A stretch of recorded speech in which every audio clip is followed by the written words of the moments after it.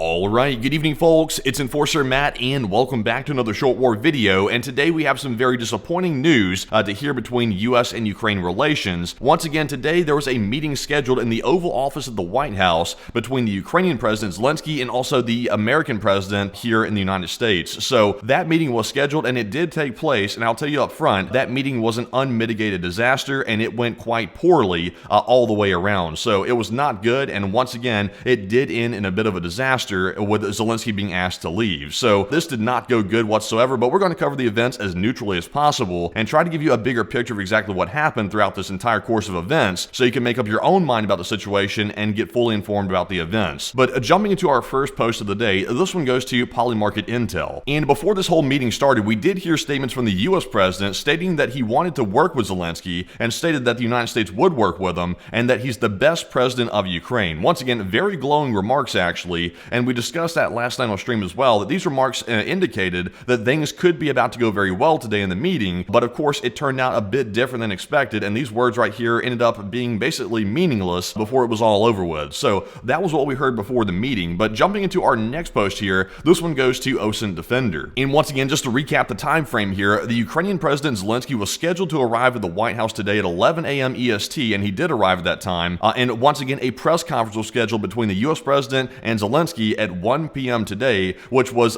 canceled after the meeting went sideways in the Oval Office. So that was the course of the schedule here of events happening throughout the day. The only thing that actually occurred was the actual Oval Office meeting, and that was it. There was no press conference afterward because Zelenskyy was asked to leave. So jumping into our next post here, this one goes to the Kyiv Post. And we did hear a statement from Zelenskyy right at the very beginning of the Oval Office meeting that Zelenskyy opposed a ceasefire with Russia and also opposed a truce called for by the US president. And Zelenskyy said, quote unquote, "We don't just need a ceasefire. We've done that before, and Putin violated it 25 times, including during your presidency as well." So Zelenskyy was laying out the reasons why he did not want a ceasefire with Russia, and he was trying to explain why a ceasefire would basically lead to Russia being able to rearm itself and then attack Ukraine again from a position of an advantage. So he was explaining that. So generally it was going okay at this point, but jumping into our next post here, we then heard a response from the US president, and he was talking about the implications of the rare earth deal with Ukraine that was expected to be signed today, but it ended up not getting signed at all. And the US president said, quote unquote, "We're going to take the mineral deal, the money or the funds from it, and use it for all the things we do, including AI, weapons, and the military, and this puts us," meaning the United States,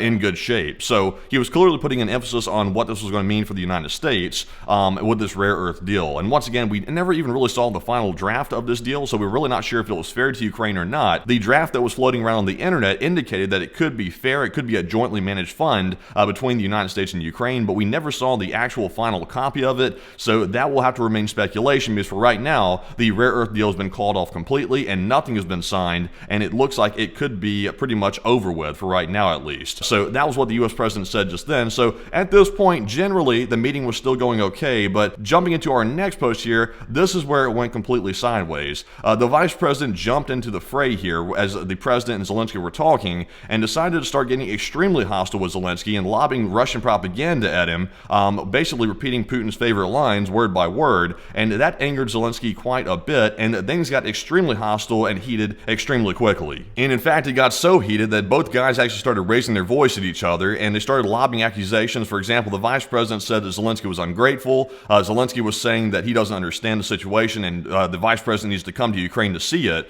And then the vice president said that Zelenskyy was conducting propaganda tours inside of Ukraine, and they went back and forth like that. Once again, this is kind of unprecedented. I've never really seen anything like this happening in the Oval Office before. I'm not making a statement on the politicians involved, but this is unprecedented from a historical perspective. You've never really seen this on camera before in the Oval Office. Usually it's behind closed doors and behind the scenes, but this was apparently made for the cameras and right out here in the public's view, which is certainly unique and never before seen. So that was what happened there, and that's what caused the meeting to go sideways, by the way. It was generally the statements by the vice president. But jumping into our next post here, this one goes to Geo Insider and provides some more detail as to exactly what happened after the tense exchange started between the three. And we're told by Geo Insider that in the tense exchange, the US president told the Ukrainian president, Zelenskyy, that he is gambling with the lives of millions and potentially risking World War III, and the US president criticized Zelenskyy for not showing enough appreciation to the United States, which he believed had supported Ukraine more than many thought it should, and he pointed out that Zelenskyy had campaigned for the opposition and Pennsylvania,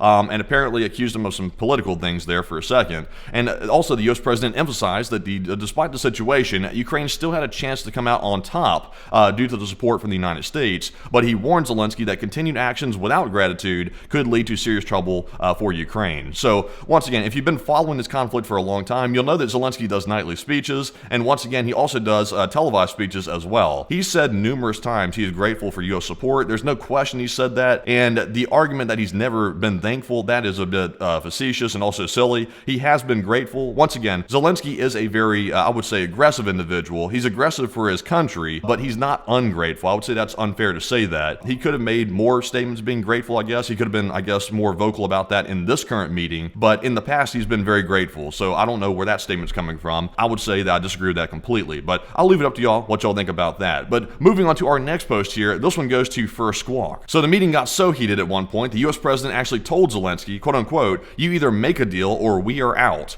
And that is pretty much as clear-cut as it gets. That is pretty much direct, basically saying you'll do it our way or we're going to abandon you completely. That is probably the most direct statement made by the U.S. toward Ukraine in the recent months, that they're going to basically abandon them if they don't do it the United States way. So that was a very clear ultimatum, but also we heard that apparently the Ukrainian ambassador broke down in tears watching the two argue in front of the press like that, because apparently she was realizing how badly this is going to be for Ukrainian relations with the United States.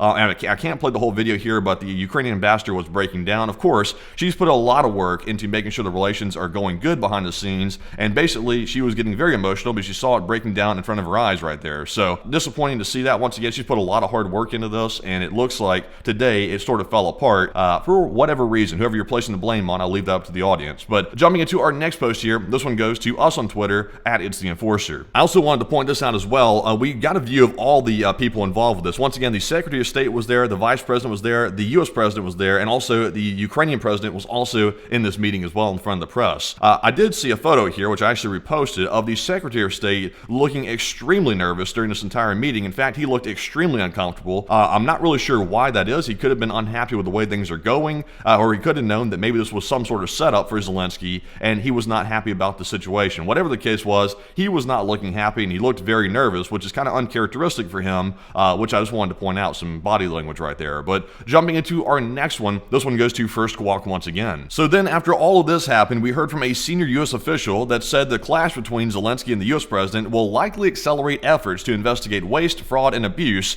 in U.S. aid to Ukraine. So you can view this right here as maybe they were planning to do this anyway, or maybe this was some form of retaliation. I'll leave it up to you what you think. But apparently, as a result of this meeting, the U.S. was going to start basically opening the floodgates for investigating any type of waste, fraud, or abuse in the U.S. aid to Ukraine. So there's that piece of news right there. But also, after this, we saw Zelenskyy hastily left the White House. Once again, he left very quickly right after this meeting went sideways. And there was a lot of speculation running around at this point. People were wondering maybe Zelenskyy got frustrated and decided to leave on his own accord, or maybe he was kicked out. There was really a lot of speculation running around at the time of this video being released, but we did get some more news, and in our next post here, we heard that apparently, according to BNO News, that a White House official claimed that Zelenskyy did not leave on his own and was kicked out, and even though the Ukrainian officials were begging to reset the negotiations. So once again, Zelenskyy did not decide to get angry and just leave the whole situation. He, understandably, there was hard feelings between both sides at that point. He could have been,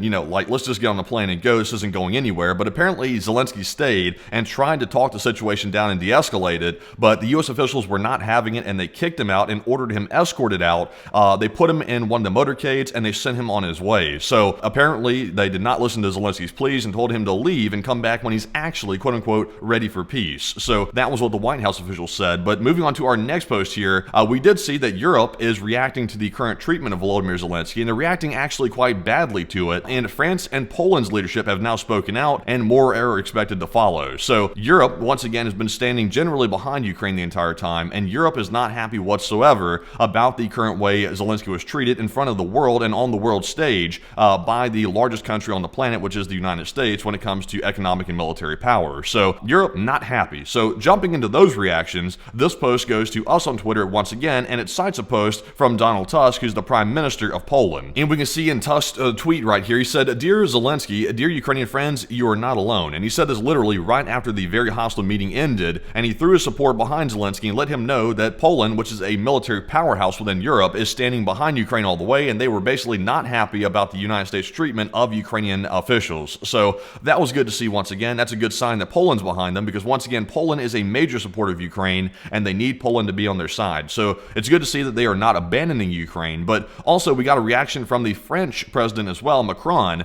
He basically reacted to the shouting match and said that Russia is the aggressor and Ukraine is the aggressed people. Once again, reminding everybody that even though Zelensky's being made out to be the one causing the fight, that's not true whatsoever. He's the victim here, and so is this entire country of people. So that's obvious at this point. I don't know why some people are still confused about that. Obviously, Russia invaded Ukraine. There's no debate about that. And whatever the case is, that's not justified under any scenario. So why people support Russia is beyond me. But with that, we're moving on to our next post here, and this one is going to go to the Clash Report. And we also got a reaction from Canada's foreign minister, and they said, we are in a security crisis as a result of this very hostile meeting between Zelensky and the U.S. president. So Canada, also Macron in France, and also Poland was very concerned by the treatment of Zelensky, and you can see that right here in the reaction. But also we got another reaction here from the deputy leader of the German CDU, and they said that Europe will not betray Ukraine. So clearly they view this as a betrayal of Ukraine, the current treatment of Zelensky, and that is what Europe is basically saying as a whole, and it looks like they're largely unified on this. So Europe may be standing up very shortly to help basically protect Ukraine into the future if the U.S. decides to back out, like they apparently are indicating they could do based on the statements made by the U.S. president. So that is currently the reaction as a whole of Europe. But we also got a Russian reaction as well, and not shocking, they were laughing their heads off about the way the U.S. was treating our ally, which is Ukraine. So the former Russian President Dmitry Medvedev, responding to the U.S. president berating Zelensky, said the pig finally got a proper slapdown in the Oval Office. So once again, Medvedev, who's allegedly a raging drunk according to the reports,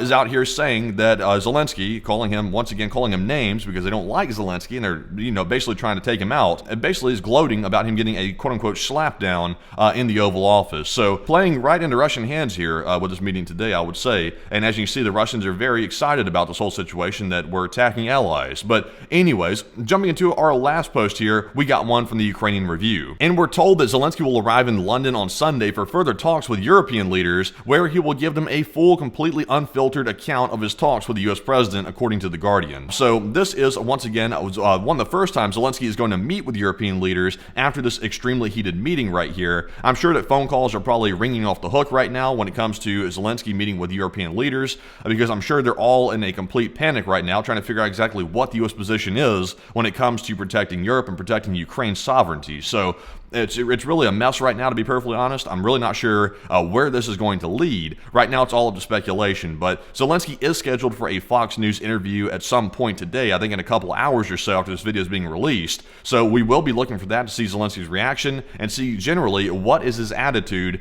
toward the U.S. at this point. But nonetheless, that is actually our last piece of news on the entire exchange today. Once again, I've tried to cover this as neutrally as possible. Y'all already know how we feel about it. We obviously support Ukraine. We don't want them to be abandoned. And we also don't support repeating Russian propaganda either. So that pretty much lays out where we stand on the issue without having to get into name calling. But I'm very disappointed to see the events happening today. And hopefully Europe is going to once again really step into gear here and start helping Ukraine a lot more, because it looks like they're going to need it, because the United States does not appear to be playing fair when it comes to Ukraine and also to support into the future. It looks like Ukraine could be fully reliant on Europe in the coming months. But once again, only time will tell. The U.S. might back off once again. It seems like we flip-flop quite heavily these days. So I know Ukraine's at war once again, so it's a shame they're dealing with this flip-flop like this, because they're the victim of a brutal invasion. But I guess it is what it is. It is what it is. But anyways, we are now going to round the video out, because that is our last piece of news. But once again, thank you all for watching. We appreciate everybody watching the video. Smack the like button and also subscribe to the channel as well if you want more up-to-date news updates just like this one. And also be sure to go check out our Patreon page. The link is in the description below for Patreon, where you can go over there and sign up for a monthly membership and support the channel that way, which is of course a very big help, and we appreciate that very much. But once again, we'll be covering the rest of the events happening throughout the day at 10 p.m. Eastern tonight on our War News stream, and also covering all the events happening on the front lines, because even though this stuff is going bad on the diplomacy front of things, Ukraine is still pushing Russia back quite heavily. And even though Medvedev's out there running his mouth, Russia is losing the war ultimately. On the front lines, the numbers speak for themselves. Ukraine is winning the war and Russia's losing it. So ignore the words for whatever it's worth and look at the actual results. Ukraine is once again winning. But with that, folks, we'll see y'all tonight, 10 p.m. Eastern, and with that, bye-bye for now.